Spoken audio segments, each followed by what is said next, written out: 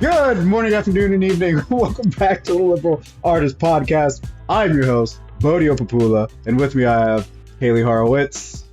Hello. And Andy Gibby Gibson.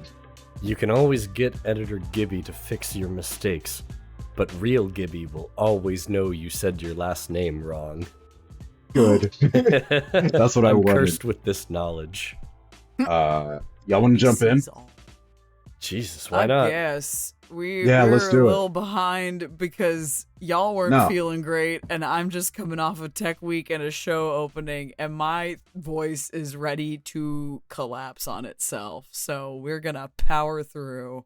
Nobody's behind. Everyone else is just early. It's space opera time, baby. Wizard logic meets space opera. Good. Yes. So, as is tradition, it's May, so we do a little space opera. It's gonna be May. We do a little space opera. When it comes to May, we look to the stars for our fantasy and stuff. I didn't have a second thing. Things that go pew pew. Yeah. Elaborate. Yeah. What? What things? Guns. Guns that go pew pew like in a laser way. It's May. They shoot church benches? Okay.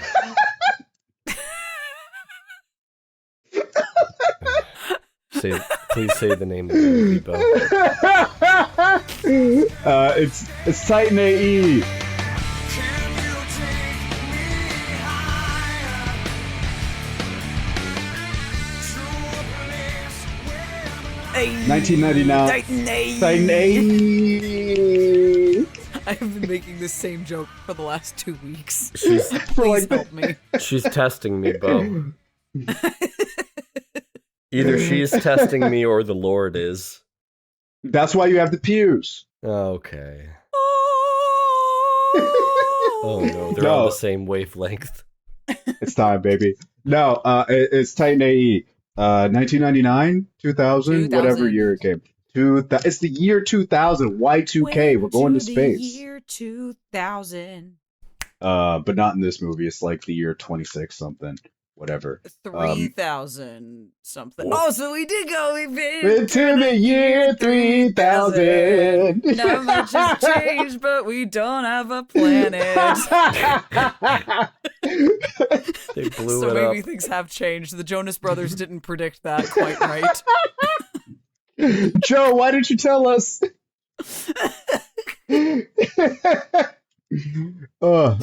Either the planet is blown up by aliens, or things are still fine and your great-great-great-granddaughter's really hot. No in between. What about both? Space opera. Y'all are on one tonight. Oh, I don't know what to say about this movie because this is one of those, like, Yeah. I don't want to call it an indie darling, obviously, because it's not, but Sure. it's Don Bluth, who in the Yeah. scheme of things kind of was at times like underdog of animation. And so this one's always been a like fringe, like, yeah, and it exists. This Yeah. And people either really love it or they just don't care and continue to bury it under the rug. is what Reddit would call an underrated gem. Right. Yeah. But I say the same thing about Road to El Dorado, Good movie. Atlantis, Treasure Good movie. Planet, and and Emperor's New Groove. Also good movie. Yeah. I don't put this in the same category of underrated, like sleeper hit, you know? What about Anastasia? I definitely put Anastasia in there. And that's the Don thing. Bluth. Don Bluth is a very hit or miss, I think, kind of animator. Because he was much more interested in, you know, what can animation do in storytelling and not want to like back off, like very much, you know, following the idea that animation is a medium, not a genre. Don Bluth could give us Anastasia, and he could give us The Land Before Time. In his defense, there's like 14 of them suckers, so they made cash. Now hold up here, sister. You saying something bad Hold on. about A Land Before Time? Oh no, Land I'm Before not Time saying it's bad. sucks. It is I am. traumatizing. I love those movies. And to be fair, I don't think he could have seen the barrage of sequel fodder that it would have generated. But first one, love that. I was a dinosaur kid through and through, but Sure. that one scared the shit out of me in some places. Reasonable. He also did We're Back, a Dinosaur Story, Yeah. right? Yes. That Amblin movie's awesome. And Spielberg and all of that. God, I love We're That Back. movie's great. Bo, you have the opposite opinion of what like general audiences think about Don Bluth, and it's very funny to me. What do you mean? You dislike Land Before Time, but you're down Uh-huh. for We're Back. That is the opposite of the general Yeah. audience. General audiences are fucking wrong. Because I am also a We're Back stan, and Mhm. everybody tells me I'm fucking wrong. You also don't care for the Fievel movies. No, not at all. Which, like, But see, there you go. I'll- Like he is hit or miss Yes. across basically all of his catalog. but we're also talking like Secret of Nim, right? Yes. Fun movie. Yes. Shit slaps. But we're Secret also of movie. Nim. yes. And what was it? Got Troll in Central Park. Don't know that one. and- Oh goodness, Bartok the Magnificent spin-off. Don't of know that one Anastasia. either. All dogs go to Um, heaven. All dogs. Good go to movie. heaven. Good ass movie. Thumbelina. Haven't seen it. Rock-a-doodle-doo. God, Hard pass. Rockadoodle. Like we said, it's hit or miss. Yeah. But Don Bluth was the main inspiration behind this movie because it's like, hey, or us watching the movie rather. Yeah. Because it's like, hey, Don Bluth has a space movie that I had seen in passing. I believe Kaylie had also seen in passing, and Gibby had never Pieces seen. of Yeah. it. Because, like, Yeah. again, the aesthetics of it, I think, got just, like, reposted and lifted. And here's a Tumblr gift set. And here's an appreciation of backgrounds kind of thing. That it's like, yeah, okay. I am vaguely aware it exists. I have Mhm. no idea what it's about, though. Heard it was good about 10 years ago. Didn't look into it. Yeah, this was one of those. I'm in middle school during the summer. I have nothing better to do. TBS is showing a movie. Yeah. I guess I'll have that on type beat, you know. Ted Turner was looking out for us. Rest in Appreciate it. Ted. R.I.P. Ted R.I.P. to a real one. Turner. peace. Pour one Thank you. out. Thank you for WCW, Mr. Turney. We appreciate you. Thank you for Turner Classic Movies. Right. Ooh. You curated that shit and you made me into the obnoxious film geek that I am. God, what a guy. Anyway, Titan AE. Yes. We should actually talk about the movie. Yep. No. So this is a space movie. Yes. Whoa. A la surprising in space opera month. A la Star Wars. A la I have an idea in my head, but I want to save it for another episode we're gonna do next month. So I won't bury the lead. You'll just tuned. have to stick around. Yeah, you'll have to stick around back to in find June. out what I want to say. But definitely, it's one of those. I'm the roguish type, roughhousing genius who's going on an adventure to claim my kingdom type story, Mhm. right? Starring one Matt Damon. Matt Damon. Yeah, man. Why do we say it that way? Because of Team, Say it that Team way. America World Police, Matt Damon is a character, and all he says the entire movie is Matt Damon. That's funny. I had not know. I guess when I watched this as like a 12-year-old, Yeah. I didn't know. I was probably aware of who Matt Damon was. Like I'm sure Yeah. I saw Saving Private Ryan, Good Will Hunting, all that stuff. Yeah. I had not put it together. It's like, oh, they put Matt Damon's face on the animated child. That's just him. It's just him, Yep. and it's so weird. Listen, Don Bluth again can draw one man, or he can kind of draw from And it's real Matt life. Damon. I mean, Oh. look, you go look at Dimitri, you go look at the fucking Prince and Thumbelina. Like, My man knows how to draw one young dude, one young ingenue lady, and one large kind of bumbling man. They like. Okay, not to sidetrack us too crazy, but I need. Because we've been on track this whole time. I need the both of you to Google something real quick. And Okay. also, audience participation. I need the audience to Google this real quick. Google Matt Damon on Arthur, like PBS Arthur. And I want you to determine for me if he looks more Uncanny Valley in Arthur or Titan AE. No, I hate this. No, because I've seen this man before, and it's because Shay Frillis uses this picture all the time in his videos. Which one's weirder, like Titan AE being too accurate or Arthur being like just far removed enough that only a hint of Damon remains? It's the ears. It's the over plump lips and the ears in the Arthur one that really makes it more uncomfortable for me. Yassified furry Matt Damon. Yeah. I've got a bunch of their cameos here. Holy shit, Arthur John Lewis is the most horrifying I'm not cartoon ready for that. character I've ever seen in my life. They Arthured John Lewis, the freedom fighter. Yeah. No. I'm not ready. I for that, hate man. it. Hold on. Editor Gibby. No. Horrors We'll beyond put our it- comprehension.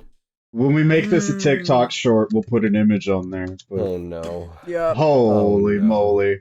Oh no. They gave him so much facial structure. Yeah. Again, the lips and exactly the like extra structure in the jaw. I can handle Mr. Rogers. That's kind of fine. Right. Actually. That one's pretty agreeable. This John Lewis feels like a hate crime. So on review, Don Bluth, good job.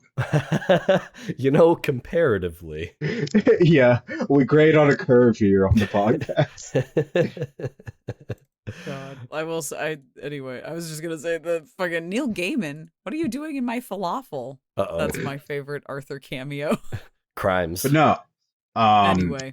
this movie is a mess. It's a weird one. It's a beautiful mess. It's all a right. lot. It definitely looks good. So the premise is, Yeah. it's fucking Mass Effect. If you've ever played Mass Effect, it's Mass Effect. Fucking True. space robots pull up, blow up the world. Humanity spread out, and humanity's last hope is some 19-year-old kid with a wedding ring. I'm Matt Damon, and this is my favorite spot on the Citadel.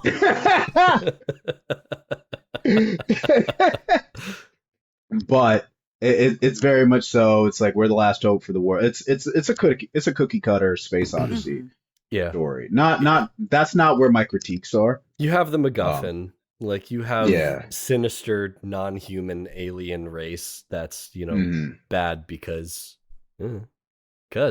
Yeah, because they're afraid of what humanity might become. What might humanity become? Don't worry about it. We're going into space. Right. Humanity pulled Surprise! Too many references. Humanity pulled like a single got your nose, and they were like, they're too powerful. We have Nope, to can't have eliminate that. them. We have to exterminate the species. Yeah. Right. To be fair, they blew up the planet in like the first 5 minutes. Like, mission They did. nearly accomplished. Right. I But blew it's- up Malaysia. I think stop it. That was aimed at me directly, and I don't appreciate you. To pull out that old chestnut. As we've reviewed more movies, right? As we've watched more media and come back and put it on the podcast, I've become more and more frustrated with the phrase "show don't tell," Mm-hmm. because at a certain point, I feel like there's a certain amount of showing I need you to do, and if you're not going to do that showing, you need to do a lot more telling. Yeah. Titan AE does neither. Yeah. It doesn't quite live enough in any of its scenes. It's very much so, first we're here, then the next thing, then the next thing, then the next thing, then the next thing. And we very loosely tied everything together without really... they I think the point in the film where I got really frustrated is, and we'll talk more about the characters as we keep going, Yeah. but there's a betrayal, and the bad guys leave our protagonist on a, from what we could see, immobile space colony, and then without speaking to anybody rather, the protagonist rally everybody on this space colony to fix a derelict ship he found off screen, and Yeah. they fix it in, I guess, like 2 hours, because the bad guys have enough time for another character to have gotten shot, be unconscious, and healed from it, and they still catch up and beat them to the MacGuffin. And I'm like, hold on, I need context for what just happened. I don't need a montage. I need context. The whole deal has a feeling of it being somewhat disjointed. And this is, it's not to the extent of something like Thief and the Cobbler or like The Black Cauldron, which was just like, here's a bunch of shit we animated. These things have been in development hell forever. Get what you can out of them. It's different enough to be like, okay, there's a general through line here, but I think you were running out of money for the 10 minutes that we needed to be able to explain things a little bit more. Sure.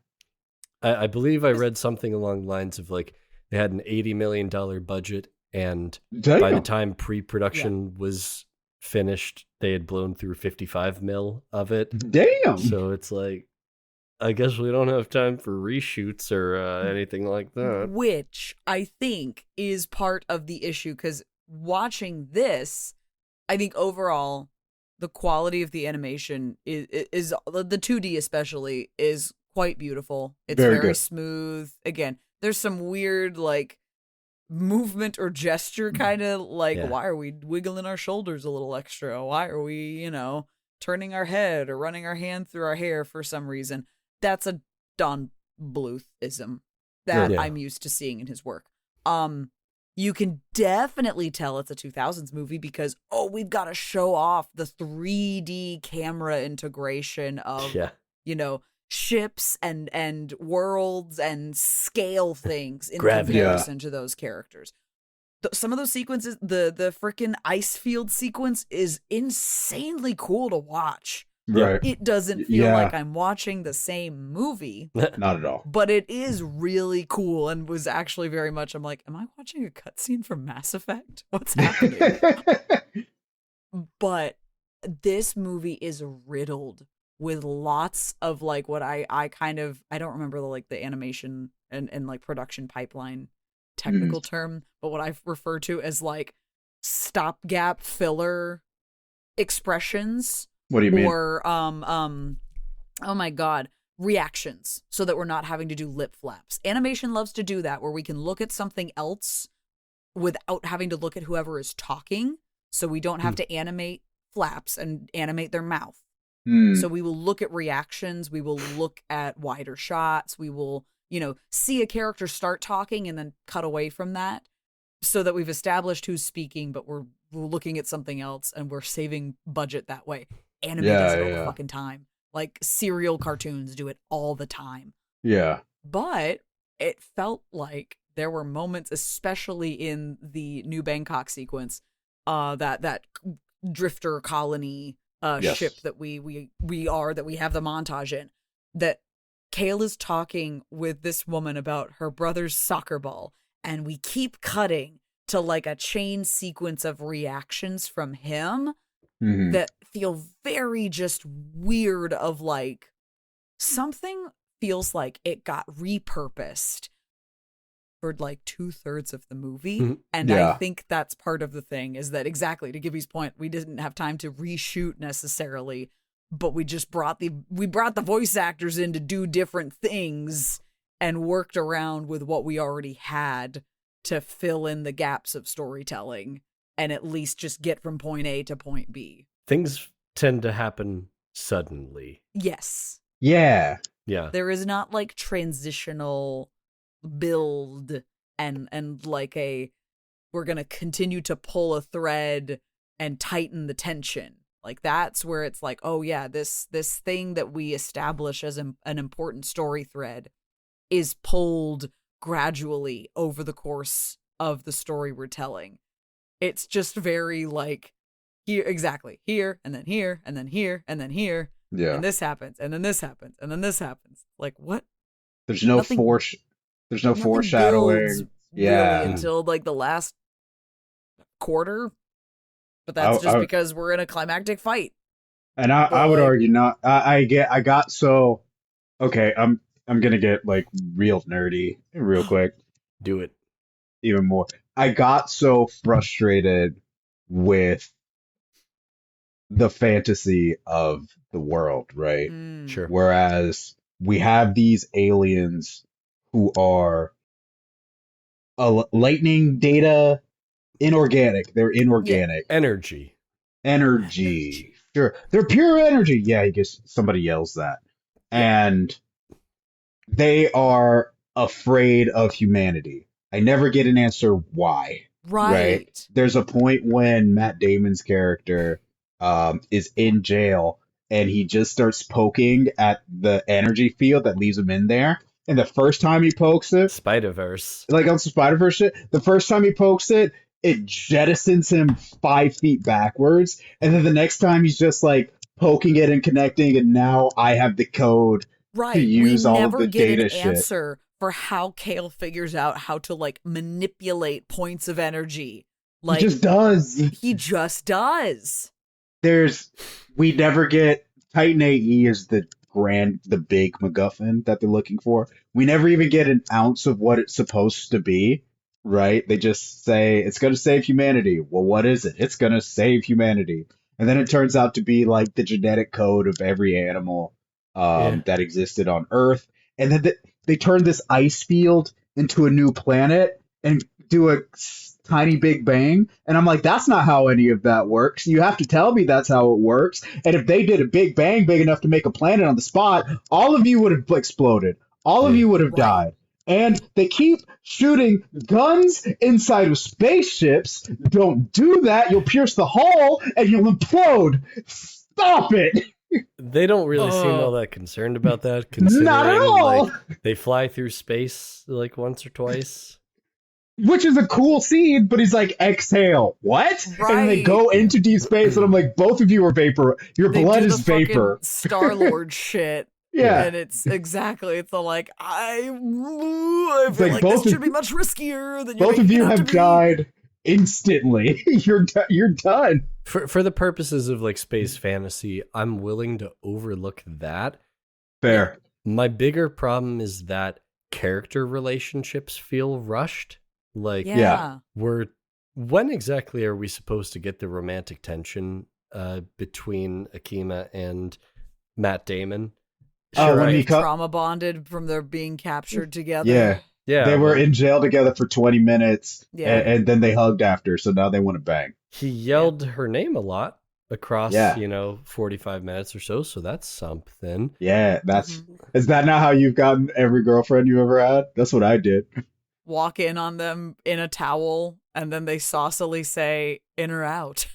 It's like, and then you remember, it's like, whoops, they're 17. Uh-oh. Right. Lord. Well, between that and like the captain's sudden but inevitable betrayal is just like, we could have gotten a little bit more foreshadowing. Would have been nice. Yeah. To be like, there's an incoming call and he immediately hangs up to be like, wrong number. He fucking takes out the turtle dude in one scene, and then the next thing the turtle dude's just chilling and doing everything he says. He just needed a nap. Yeah. Naps help a lot in this world.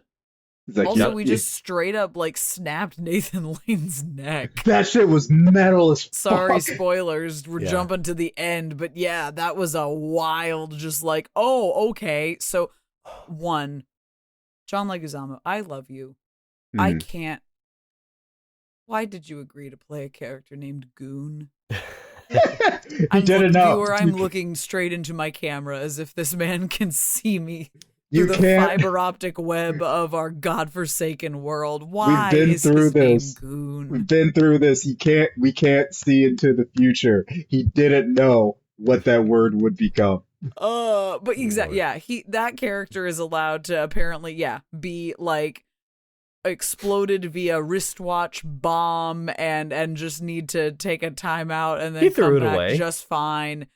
And then we just Preen does the double cross and we snap his neck. I'm like, Fucking oh my insane. god.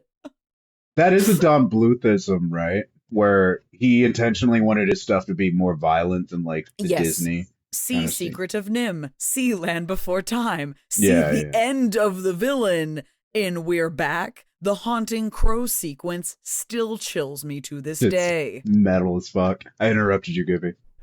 Like, I think with the tone, it is kind of like what we see with a lot of the animation, in that so much of this feels like an exploration of what could come next with animation, rather than trying to really focus and make something coherent right now. Right. It feels like a tech demo. Yeah. So it's a Valve game. We feeling heavy on references today. I'm sorry. Shit. y'all. It's late at night. The brain will wander. Let me have my Portal Desk Job Steam Deck tutorial game in peace, okay? Only if we have to have a new tech demo. No, but I do kind of hear what y'all are saying. In that, because I imagine at this point we haven't had a lot of let's do 2D and 3D, at least animated films. Like we did Prince of Egypt a couple of episodes ago, and that had some stuff for the backgrounds. Yeah, that was both 2 and 3D. Again, scale. 3D is used to really show off scale in your worlds at this point in time. Like you can do fully 3D rendered feature-length films, Toy Story, Shrek, we get there eventually. Like Disney figures it out with Dinosaur. Like you can, but as far as the blend, we're not seeing it on a grand scale quite yet, or in very obvious ways, because it's difficult to get the two things to play nice with one another. Like doing starships and planets, and then just like traditionally drawn star space background is one thing. I that ending shot, spoilers, we make a new planet and it's like growing in real time. And it's the shot of like Kale and Akima standing on the fucking cliffs that are like so 2000s low poly res. They're like, so bad. It's so bad. I feel like they didn't render the 3D objects in the last 2 minutes of the movie, because all those like drifter ships come back in. They look like just giant blobs of gray. There's no definition. Hey, buddy, we're out of money. The mountains look like shit, like computer game graphics. It's so bad. Blender is expensive. They couldn't pay the electricity bill. Yeah, by the end of it, they're like, fuck it, it's the end of the movie. What are we going to do? I'd be willing to forgive a lot of this. Sure. If they had done one thing. Okay. They put Higher by Creed in the trailers, and they didn't put it in the movie. Right. Can you take me higher? They put so much like early 2000s, like I don't want to call it alternative rock. It is, but it like it rides the line of butt rock. Yeah. Like it's just short of that. Not quite new metal. Not quite but not Red Hot Midwest Chili. emo. Yeah. Not exactly in like a Sonic game, but almost there. Also, we get so many of them in this movie. Like Treasure Planet does the one, I'm a teen boy, my dad abandoned me, no one understands. Wanna say how I can feel, wanna touch things I can feel, wanna hold him. And I think we get one more montage, like bonding moment, as Jim is becoming part of the crew. Yeah. This one, we get 3 at least song moment and montages. Yeah, there's the angelfish, there's him at the very beginning in the scrapyard, Yeah. and then there's the people in New Bangkok right. making Well, the I was guy. gonna say, yeah, no, we hit him flying the ship. Is that Angel? Yes, that's Yeah. Yeah, I thought you yeah. meant a band. LOL. Yeah. But yeah, exactly. I'm like, we're just getting a lot. We're really pushing this. Do you know that we're in the 2000s now? The 90s are over, but we still have all of the holdovers of them because it's literally just the new millennium. We don't know what we're doing yet. Such as Matt Not gonna- Damon's hairs, both deeply 90s and like True. that 2000, like still clinging to the 90s. I'm not Do gonna I lie. still model my own short hair off of the like Team Dream Boy? You know, I blame Leo DiCaprio, Jack and Titanic. Like that's one Sure. of the like propagators of that like split the middle, you know, perch little Archie bangs on either side, center part. But like, it's a look. If a cartoon boy could pull it off, surely I can too. Gibby is actively trying. This is not a visual medium. I do find that stuff in its own way deeply nostalgic. Yeah. In the way that you're like, oh right, this was a thing when I was in the first grade. So this is Right. what it was like before 9/11. Yeah, man, time was crazy. This another holdover from the 2000s we're not allowed to do. Mhm. Drew Barrymore as an Asian lady Jesus Christ. is crazy. Didn't even realize it was her. Like that's insane. It's like she does a great job. That I forget. I don't remember any of the characters' names. I'm so sorry. Akima. Akima, sure, that's her name. I believe you. She does. Akira. I thought she kept saying Akira. I'm like, that's not what he's saying. Tetsuo. But I think she has one of the better performances in a field of pretty solid performances. Yeah. In the movie. But again, it's interesting how 20 years ago, or I guess 25 years ago, because they probably recorded in like 99, 98, that was completely okay. But nowadays, and I don't think this is right or wrong, I am just making a statement.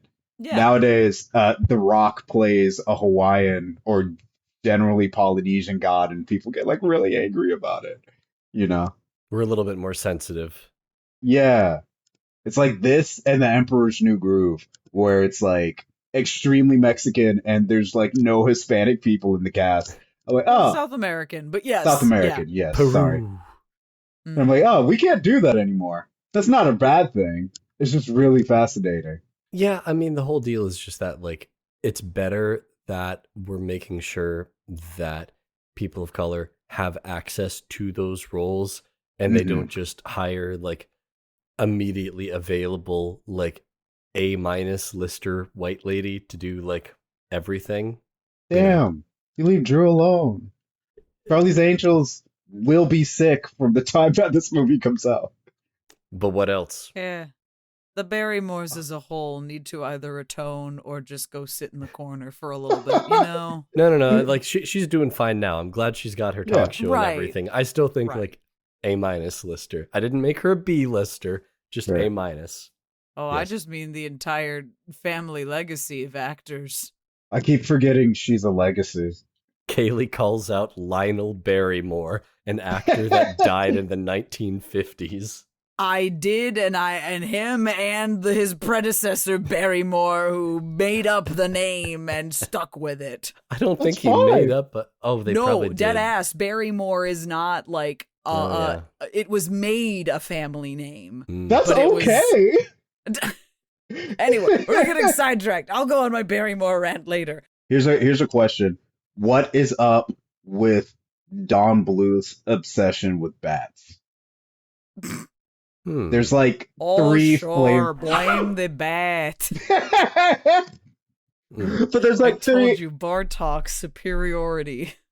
there's like three flavors of bat people in this movie. At least three flavors of bat people in this Yeah. movie. Nathan Lane's character, the Gao, who are there to get shot. There to die. And to protect Yeah. the magical, what's it? What's the third bat? The kangaroo lady who's like, Yeah. who I'm like, she's my Stid. Yeah, I'm like, she is my favorite. She just Yeah. gets no screen time. I like her a lot. She's about that action. Doesn't matter Exactly. like what it is. You tell her to shoot and she shoots. Like Yeah. I also like that they don't make her a villain. She just doesn't have the information where she's Right. just like, I do what the captain tells me to do. What you gonna do? Yeah. Yeah. But again, I would love to know why. And I would Yes. also love to know when the captain goes aggro, why she doesn't just kick him in the chest. Right? She's just like Kangaroo legs, like she's just like, damn, some guys are just too angry.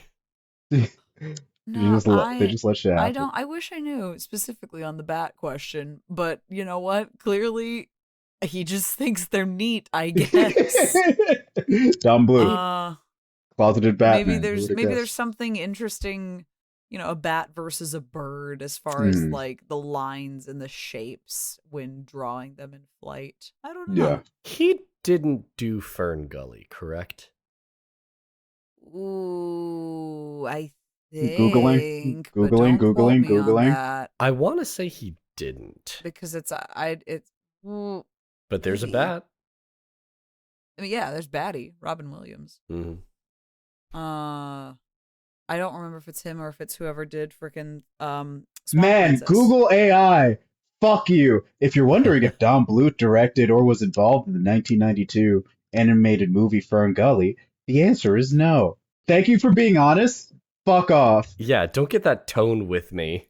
Don't pretend to be a person. Yeah, don't get snippy with me, Gemini. Bitch ass. No Could've body been knocked having. down a peg.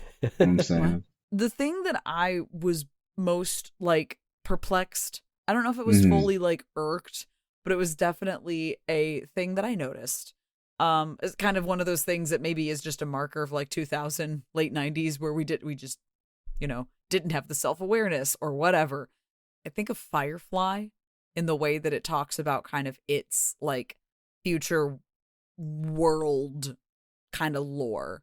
Yeah, And the yeah. way that there is kind of a mention of like why are certain peoples of like human descendancy like more Segregated? perhaps intrigued, segregated or intriguing than others. And it talks like, I think that's one of the first instances that I was like introduced to the term like of the global majority. Yeah. And this film does some of those similar things without saying it, without like telling us anything. But What do you I'm mean? watching through the course of this movie is about a white guy Mhm. who meets up with other white guy who was friends with his father, who were both high-ranking military personnel. Yes. Every other human we come in contact with, except for like the rough and tough dudes in that montage when they're fixing the ship, but most everybody else is either like Asian in some way, Mhm. shape, or form. Like, again, we do not have specificity from where. We just have the drifter colony of New Bangkok, and Yeah. Akima obviously is Asian Yeah. descendant. Some kind of and East black. Asian. We Yeah. have the young woman and her little brother with the soccer ball. Yeah. Pele's kids, apparently. Pele survives till the year 3000. Good for him.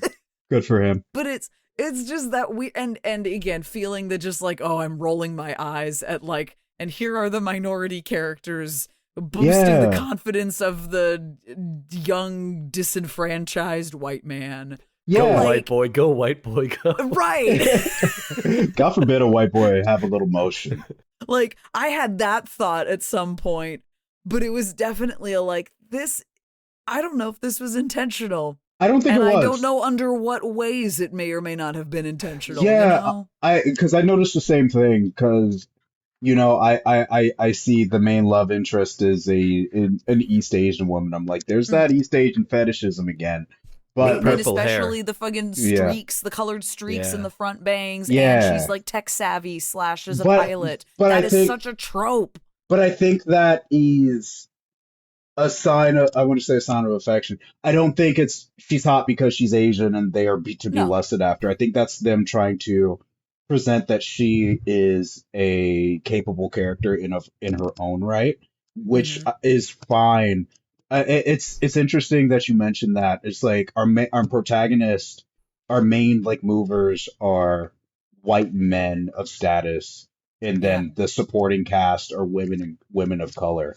I Yeah. notice this all the time in video games, where again the protagonists are Expedition 33. I'm going to start fight with this one. Expedition 33 is exactly that, where it's like I saw this game, I was recommended this game, and I was like, it's all white motherfuckers and one brown lady. Okay. It's French. Yeah, which is French. But that is a That's trope in no video excuse. games. It kind of is though. People are inclined to write stories about people who look like themselves, but Sure. you're also going out of your way to make the world more inclusive. And again, I don't mean this in a way that I'm making. I think this is right or wrong. I'm kind of just in the same vein that what I was saying about The Rock and people of color being voiced by white people. Uh, People try to write stories about themselves, and storytellers are white men at times, which is completely okay and good and should be a thing. At the same time, if you are trying to draw more affection for another person, them being a feminine body is going to get you easier affection than not, right? So you're in this weird thing where the protagonists are all white men, or in this case, the protagonists are white men and the supporting cast are brown or women of color. And it's like, is this okay? I think the answer is yes. I feel the answer Right. is yes. But it is weird how it's interesting, not weird. It's interesting how consistently it happens. But I Right. think there's a logical explanation for it, you know? No, exactly. Again, I think that's why I think of like Firefly and other sci-fi instances that kind of look at that like, hey, statistically, again, the world blows up, and if people escape, They're gonna be white who folks. right, like statistically, for those different odds, who are those demographics that would continue on? There's gonna be a lot of And white it's- folks. New headcanon. The Drej are racist and shot all the ships with all the minorities on it. No. Shit. No, but it's like let's be realistic. Planet blows up today, Yeah. right? We have like 24 hours to get people. Who's gonna end up on the ships? A lot of white folks, a lot of Elon. Chinese folks, Elon and all his people. That I'm not making the argument that they look that way. There's that representation because it's realistic. This is fantasy. What is and isn't realistic doesn't matter as long as we can justify it. I'll fucking die on that hill. Yeah. Like what happens in the real world doesn't matter when we're talking about fiction and fantasy. But the folks who wrote the movie are white dudes, so they're gonna put a white dude as the protagonist. That's okay, Yeah. you know. This is also written in the late 90s. It's also written in the late 90s. We have to remember that like our idea of diversity and their idea of diversity is very, very different. Which the positive side of that is just it's only been 20, 30 years. I think that's a lot of progress. I think we've come pretty far. You We've know, made leaps and bounds. we have. Sincerely, we have. Yeah. We have. The thing that this movie makes me kind of question, though, as far as like storytelling, as far as like what is a more, I don't know if they're not talking about the same kind of like hope for humanity kind of thing, but it's stylistically between the aesthetics hard for me not to sit here and watch Titan AE and think about Treasure Planet. Yeah, I was thinking that this predates Treasure Planet, correct? It predates it, however, and I was trying to find if anybody has information on this, and I fear I'm going to be haunted by this question for many more months to come, and I'm going to need to go dig through the archives down like the Disney War rabbit hole. But the idea for Treasure Planet had been kicking around between, oh my gosh, oh, not Tab Murphy specifically, but like the folks who were sort of the producers and directors at the very beginning of the Disney Renaissance. Yeah. Like from 1989 through the 90s. Like These are the folks that are getting the baton passed I'm the duo who directed Lasseter? Beauty and the Beast. No, he's not Pixar. Lasseter. Kirk Wise, Gary Trousdale, yes, Don Hahn. These guys are basically churning the machine of the Disney Renaissance. Yeah. While Katzenberg is kind of giving input. But the idea for a Treasure Island, but in space, had been on their minds since the 80s. And they never got the chance to make the movie until Katzenberg was finally like, okay, you know what? We've done all the princess shit. Yeah, let's try some other stuff. Yeah. Like that, I think Disney War documents Treasure Planet as a concept since Great Mouse Detective. Yeah, yeah. So that's what I want to know is, did any of them talk to Don Bluth about this? Or like the Ants and Bugs Life situation, did other people leave Disney and bring that to Fox, to Titan AE? Because for as much as we're not being told about the world in which Titan AE exists, as we see all these different aliens be racist to humans in general and whatever else, like we're seeing the spaces in which everyone is living, the style feels so much like the alien species we get in Treasure Planet. Maybe a little more crude, but there's a lot of like, these look like they inhabit the same world. Or even, kind of designs. That exactly. The designs and the designs of the aliens, the design of the people, right? Yeah. Like, obviously. Like maybe not the Drej. The Drej feel the most like Mass Effect video game bullshit. Mm-hmm. But the rest of the aliens exactly feel like these could be different species that I might encounter. I think it's logical to assume there's probably some cross-pollination, if not the folks who worked on it. Definitely guys who run these production companies are talking to each other and working together on other projects. It's such a small world. Like, I can't imagine there's no place that mix couldn't be happening. But it's the like, oh, but I need to know if there were like coffees or lunches where they were talking about it and somebody took that idea and ran with it. You also have to think, to like Gibby's point, it's kind of the style of the time, right? That's what sci-fi looked like in 96 to 2006. Weird doodads and kind of misshapen ships and, shit. I think there's just that like part of me that as much as Titan AE does tell a conclusive story of like, the human spirit endeavors, like it endures. It persists. Yes, endures.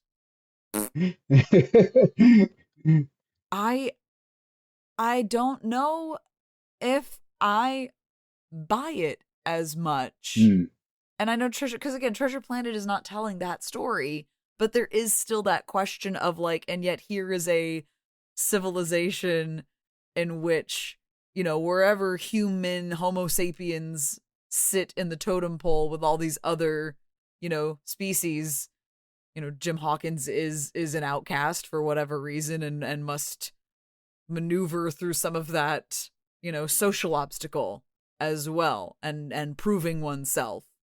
It's not obviously the same scale as, and then we're going to resurrect the planet.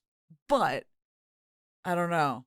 There's a parallel that I'm like not fully have baked as I could write a paper on it. Yeah. But it intrigues me. I think, and y'all know I hate long movies. Yes. I think this movie needs like another half hour. Yeah. Yeah. Yeah. They ran out of budget though. We don't have money for explanations. I think they just need to spend about 5 minutes in every individual scene, in every like individual instance, whatever you want to call it, window, whatever. They need like another 5 minutes for characters to not even do more stuff, just sit and talk. Say how they feel, say why they want something, relate to each other. Yeah. Actually Instead say of just what their whole having deal angst is. about your dad. Yeah. Or in the case of Goon and the Kangaroo Lady, to establish who they are and why they're on this trip at all. Right. I think this movie just needs to do a little more telling, a little less showing. But outside of that, I think it's a good time.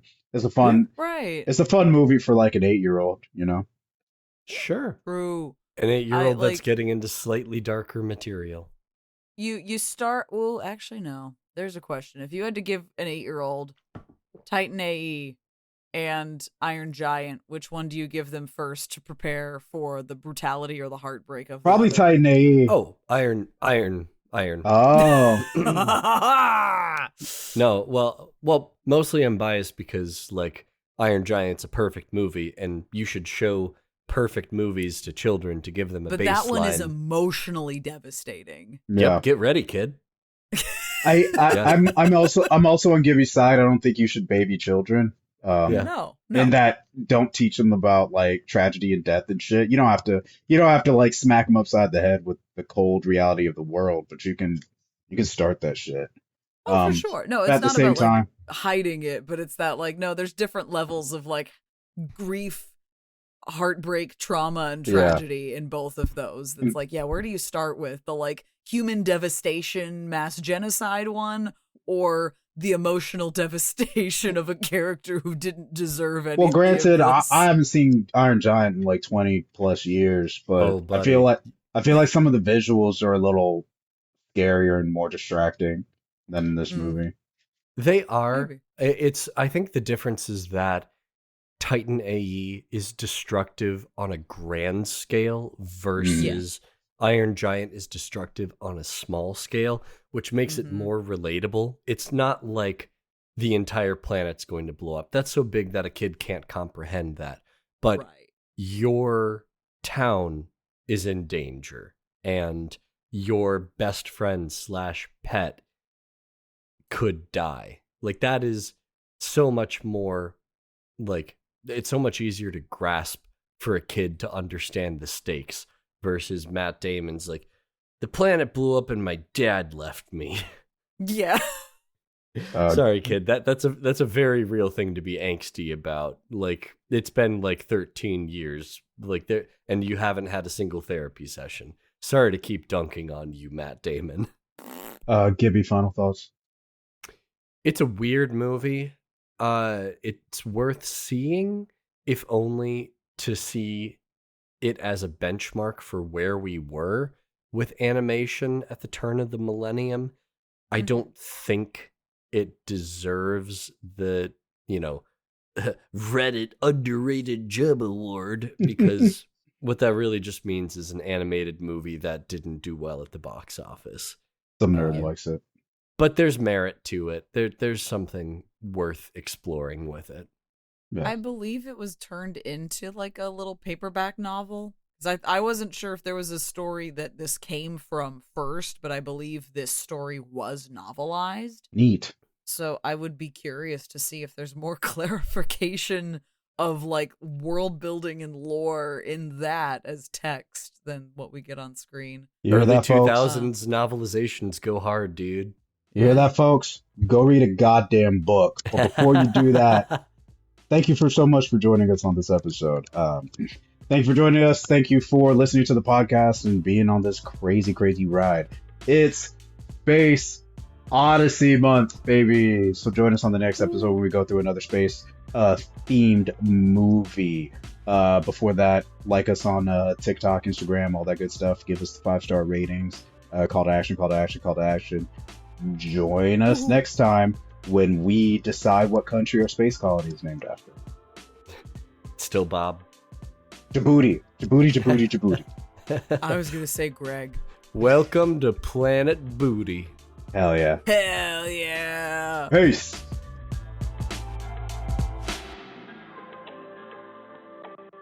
The Liberal Artists Podcast premieres every other Thursday on your favorite podcasting platform. The show is hosted by Bodio, Kaylie Horowitz, and Andy Gibson.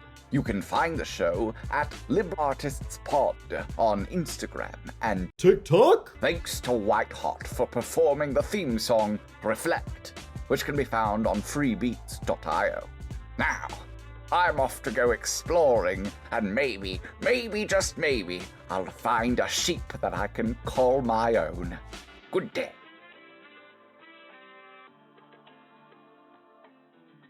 Matt Damon. Here's another side tangent.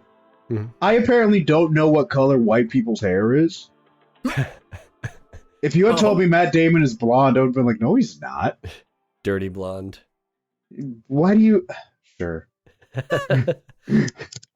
Because it's not quite there to, like, you know, rolling fields of wheat or anything like that. Sure, man. Just pick a color and say it's that one. Look, man, they gave us 128 Crayolas in the box. There's a lot of variety. I need that macaroni and cheese hair. Honestly, it's not that far off. Mac and cheese. Mac Damon. Mac Damon. I need to make this out of macaroni art out. Be right back. I get some glue and a spare sheet of paper, some little elbow noodles. Oh my god.